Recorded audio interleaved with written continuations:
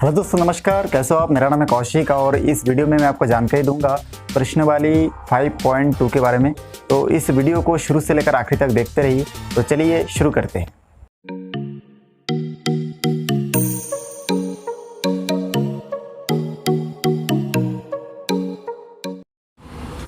दोस्तों, यहाँ पे आप देख सकते हैं कि जो प्रश्न नंबर 4 है इसमें लिखा हुआ है 3 क्रमगत विषम पूर्णांक संख्या ज्ञात कीजिए यदि उनके योग 3 गुना मध्य संख्या के 8 गुने से 5 अधिक है। अब ऐसा 3 संख्या हमको ज्ञात करना है और भी क्रम अनुसार उनका जो योग है उनके 3 गुना, ठीक है, उनके योग का 3 गुना मध्य संख्या के 8 गुने से 5 अधिक है। ऐसे हमको 3 क्रमगत संख्या ज्ञात करना है। तो चलिए हम लोग इसको सॉल्व करते हैं। अब देखिए, मैं आपको हमेशा बताता हूँ कि जब भी आप सॉल्व करते हैं तो रफ करना बहुत आवश्यक है मैथ्स में। तो रफ करके हम लोग पहले देख लेंगे कि इसमें ऐसा कौन कौन सी 3 संख्या है जिसको हम लोग मानेंगे कि वो 3 संख्या क्रम अनुसार और विषम पूर्णांक होना चाहिए। तो पूर्णांक संख्या होना चाहिए और विषम भी होना चाहिए। तो यहाँ पे देखिए, हम लोग यहाँ पे रफ में मैं मान के चलिए यहाँ पे आपको एग्जाम्पल दे रहा हूँ, ठीक है। यहाँ पे रफ कर लेता हूँ थोड़ा सा। अब यहाँ पे मैं मान लेता हूँ कि जो विषम पूर्णांक संख्या है मान के चलिए 1 है और 3 है और 5 है। अब क्रम से देखिए, 1 के बाद विषम संख्या 3 है और 3 के बाद विषम संख्या 5 है।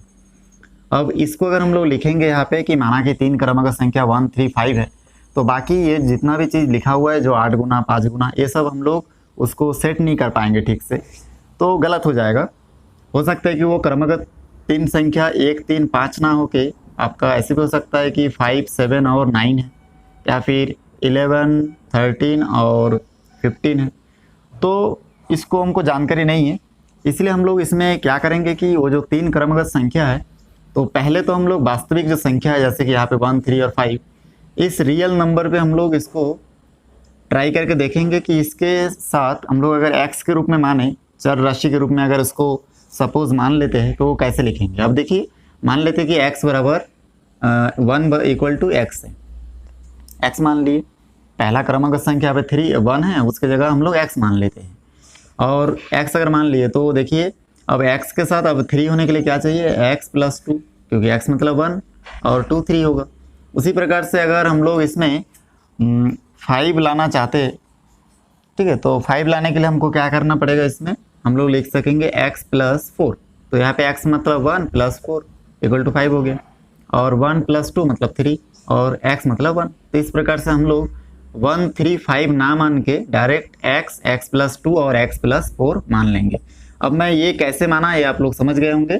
मैं पहले वास्तविक जो संख्या है 1, 3, 5 इसको लिख लिया और फिर आइडिया लगाया कि x 1 की जगह अगर x मानूंगा तो 3 को कैसे लिख सकता हूँ, x + 2 और 5 को लिख सकता हूँ x + 4।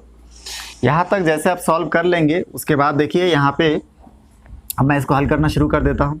यहाँ पे मैं मानूंगा कि माना कि 3 क्रमागत संख्या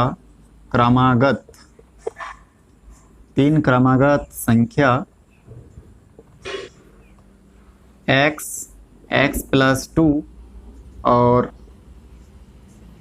x + 4 है, ऐसा मैं मान लिया।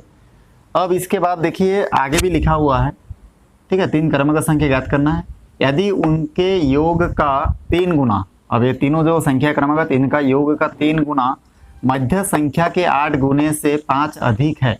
अब इस पूरे स्टेटमेंट को हमको लिखना है। अब इसको मैं कैसे लिखता देखिए। अब इसको लिखने से पहले आपको यहाँ पे लिखना है प्रश्नानुसार।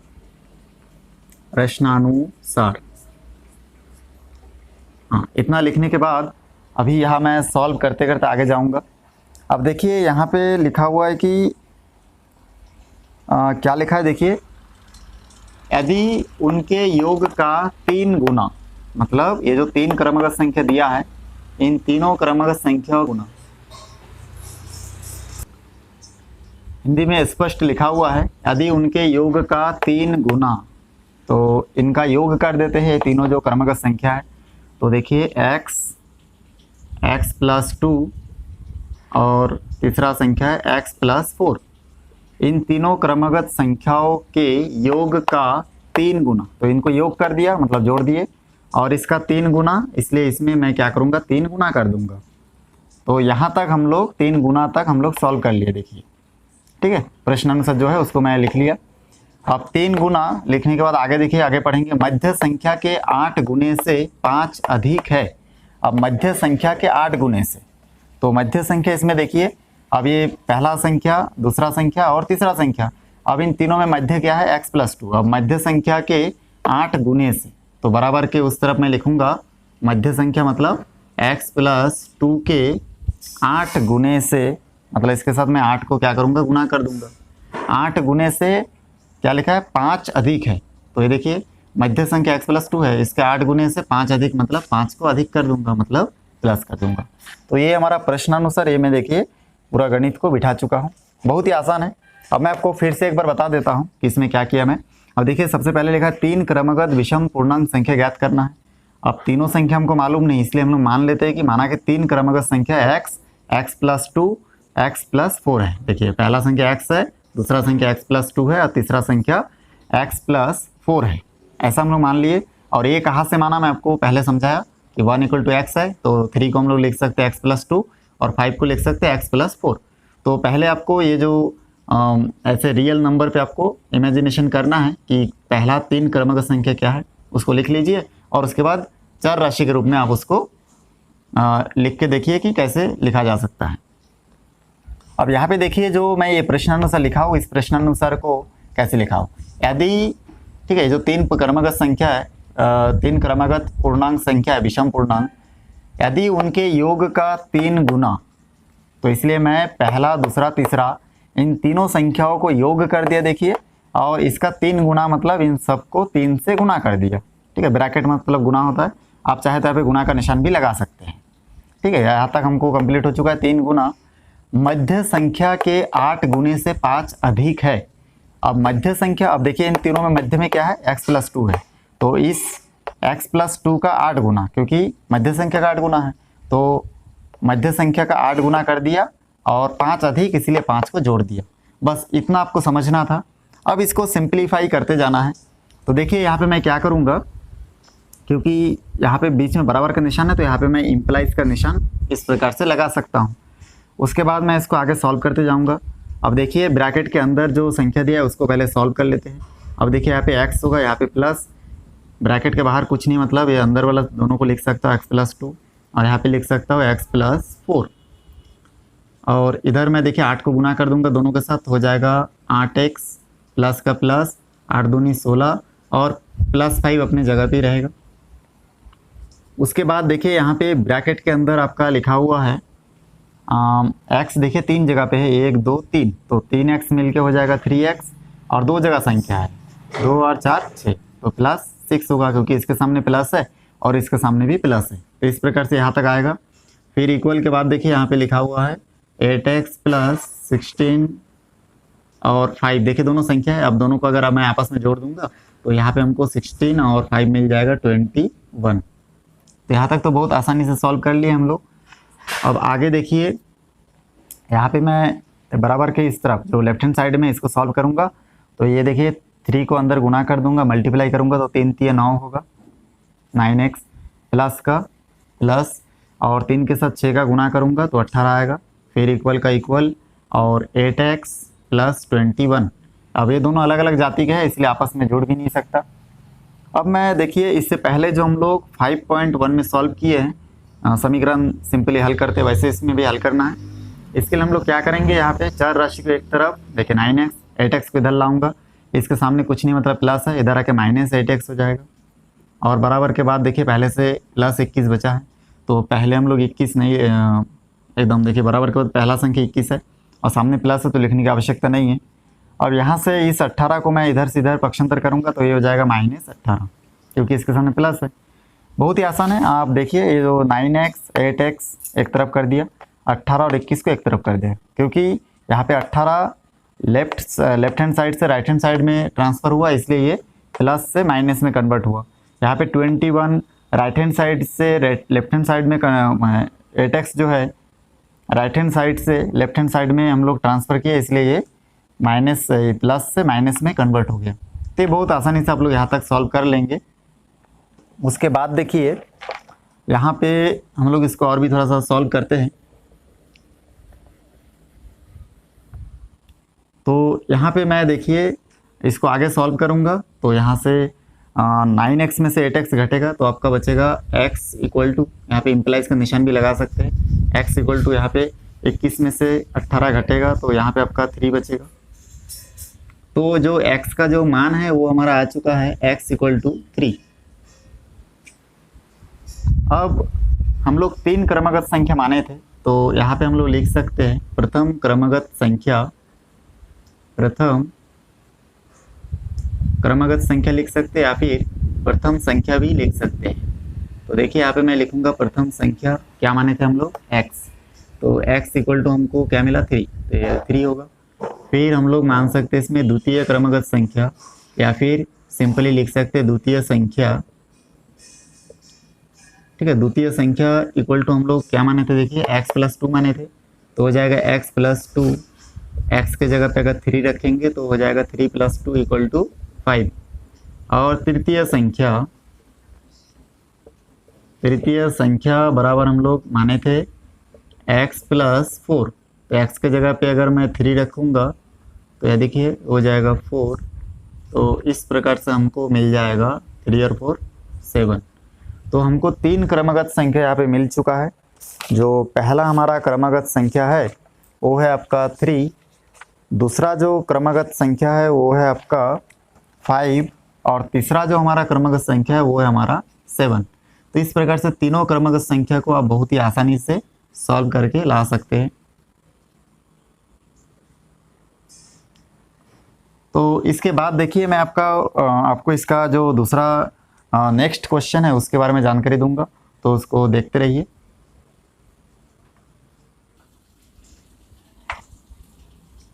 यहाँ पे आप देख सकते हैं कि जो प्रश्न नंबर 5 है इसमें लिखा हुआ है यदि किसी त्रिभुज की एक भुजा उसकी परिमाप का 1/4 और दूसरी भुजा 7 सेंटीमीटर तथा तीसरी भुजा का परिमाप का 2/5 है तब त्रिभुज का परिमाप कितना है।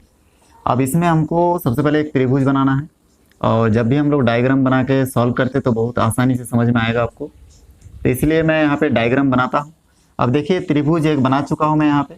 अब इस त्रिभुज में 3 भुजा है, मान के चलते कि ये देखिए पहला, दूसरा, तीसरा, तो हम लोग इसको ए बी सी नाम दे देते हैं, ए बी और सी।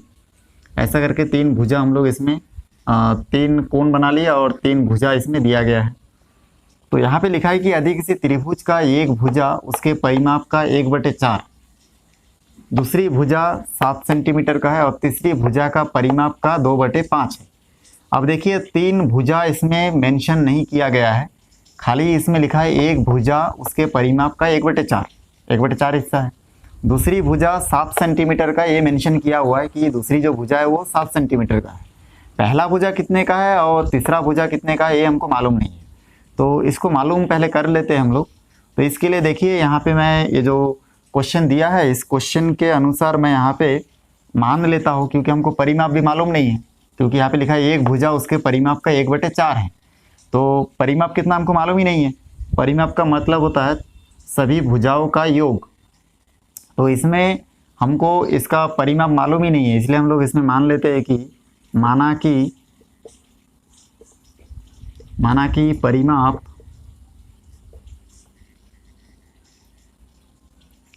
परिमाप इक्वल टू x है, ठीक है। परिमाप x मान लिए। अब देखिए परिमाप हम लोग x मान लिया, अब हम लोग पहली दूसरी सभी भुजाओं को निकाल सकते हैं। तो यहाँ पे मैं लिखूँगा पहली भुजा, तो परिमाप तो x मान लिए। अब इसमें त्रिभुज की पहली भुजा लिख लेता हूँ मैं। अब यहाँ पे देखिए त्रिभुज की पहली भुजा,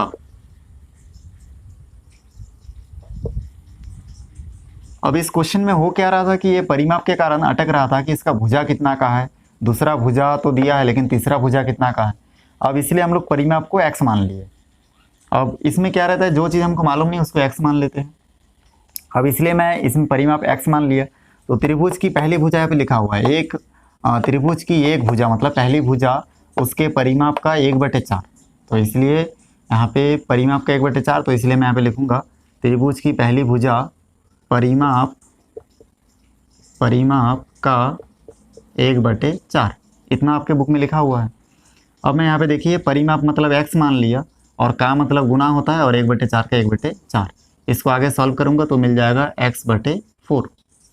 तो त्रिभुज की पहली भुजा मिल चुका है, x/4 है। इसी प्रकार से त्रिभुज की दूसरी भुजा, तो यहाँ पे हम लोग लिख सकते हैं त्रिभुज की दूसरी भुजा बराबर हम लोग यहाँ पे लिख सकते हैं, देखिए कितना दिया है 7 सेंटीमीटर, तो यहाँ पे हो जाएगा 7 सेंटीमीटर। इसी क्रम में आगे मैं लिख सकता हूँ तीसरी भुजा का परिमाप, देखिए लिखा हुआ है, तो इस प्रकार से मैं यहाँ पे लिखूँगा त्रिभुज की तीसरी भुजा क्वेश्चन में लिखा हुआ है परिमाप का 2/5, तो इसलिए मैं यहाँ पे लिख दिया 2/5। अब देखिए यहाँ पे आगे सॉल्व करूँगा, परिमाप की जगह पे हो जाएगा x, का मतलब गुना 2/5 का 2/5। आगे सॉल्व करूँगा तो यहाँ पे मेरे को मिल जाएगा 2x/5। तो मैं परिमाप मान लिया x, तब जाके हमको पहला, दूसरा, तीसरा सब हमको लाइन से मिल चुका है। अभी देखिए पहली भुजा x/4, दूसरी भुजा जो है वो दिया गया है त्रिभुज का, तीसरी भुजा जो है 2x/5। ये हम लोग बहुत आसानी से इसको फाइंड आउट कर लिए।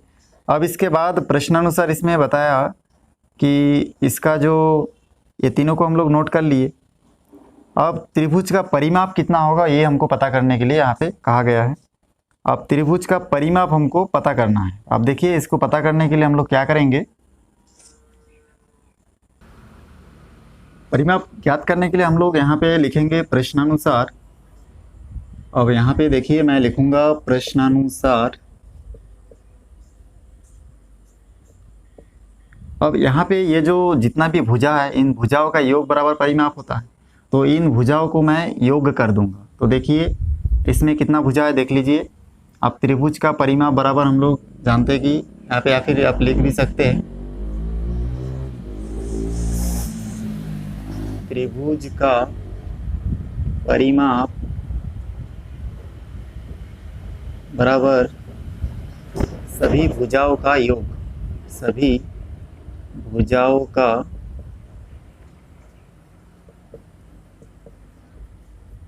योग, ऐसा आप लिख सकते हैं। अब इसलिए मैं यहाँ पे लिख दिया, देखिए यहाँ पे त्रिभुज का परिमाप बराबर लिख दिया सभी भुजाओं का योग। तो यहाँ पे इसके बाद देखिए आगे मैं सॉल्व करते जाऊँगा। अब त्रिभुज का परिमाप हम लोग मान चुके हैं x, और सभी भुजा मतलब 3 भुजा है, पहला, दूसरा, तीसरा। और पहला भुजा जो है इसका वो है x/4, इसका जो दूसरी भुजा है वो 7 सेंटीमीटर, और इसका जो तीसरा भुजा है, देखिए तीसरी भुजा लिखा है 2x/5। ये मैं लिख चुका। अब इसको आगे सॉल्व करूँगा तो यहाँ से हमको देखिए क्या मिलेगा। अब ये x अपनी जगह पे रहेगा, और उसके बाद यहाँ पे देखिए दो परिमेय संख्या को आपस में हम लोग पहले, देखिए इसके सामने प्लस है तो इसको हम लोग साइड में लिखते हैं इस प्रकार से 2x/5 और +7 उधर हम लोग लिख सकते हैं। अब यहाँ पे देखिए इसको मैं अगर सॉल्व करूँगा तो मेरे को कुछ इस प्रकार से इसका आंसर मिलेगा। देखिए 5 के साथ x का गुना होगा तो हो जाएगा 5x, प्लस का प्लस, 2x के साथ 4 का गुना होगा तो 2 चौके 8, x का x बटे 4 पंजे 20, अब ये प्लस 7 का 7। मैं क्या किया x/4 प्लस 2x/5 का ठीक है, दो परिमेय संख्याओं का योग कर रहा हूँ इसमें, मतलब इन दोनों को जोड़ रहा हूँ, दोनों परिमेय संख्या है। तो दोनों जोड़ने पर कुछ इस प्रकार से हमको आंसर मिल रहा है। तो 5x और 8x को अगर जोड़ देंगे, क्योंकि इसके सामने कुछ नहीं मतलब प्लस है और यहाँ पे भी प्लस है, तो प्लस प्लस में प्लस होगा, 5 और 8 आपका 13x आएगा इसमें, तो 13x लिख देता हूँ बटे 20 और प्लस 7 का 7। यहाँ तक मैं यहाँ तक सॉल्व कर लिया।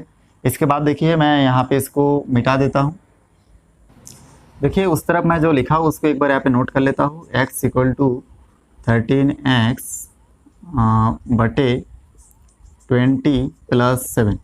अब हम लोग जानते हैं जब भी दो परिमेय संख्या, एक तरफ परिमेय संख्या रहता है और एक सिंगल संख्या रहता है, तो उसको भी परिमेय संख्या के रूप में चेंज कर देंगे। तो इसको चेंज कर देते हैं 13x/20 और यहाँ पे मैं लिख सकता हूँ 7/1।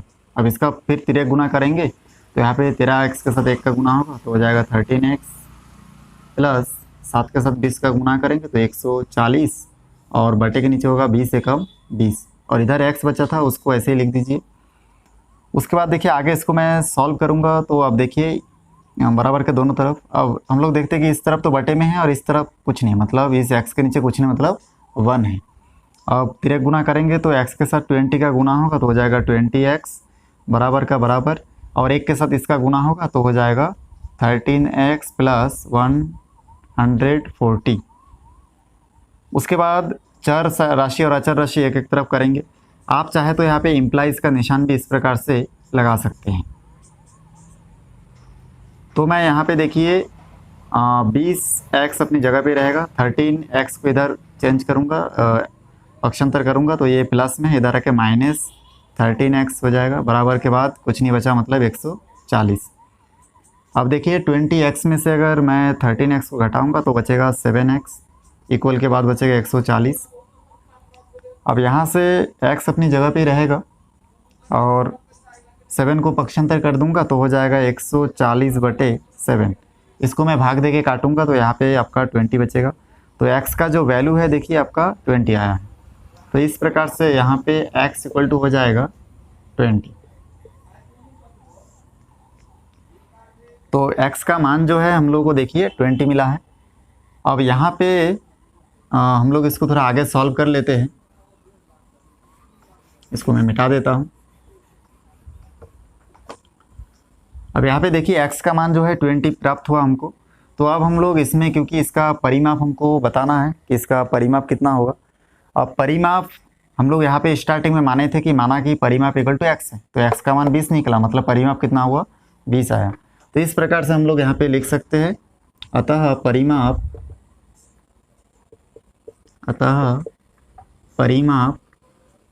बराबर x का मान 20 आया था तो ये 20 आ गया। तो ये हमारा आंसर होगा। दोस्तों उम्मीद है मेरा वीडियो आपको अच्छा लगा होगा।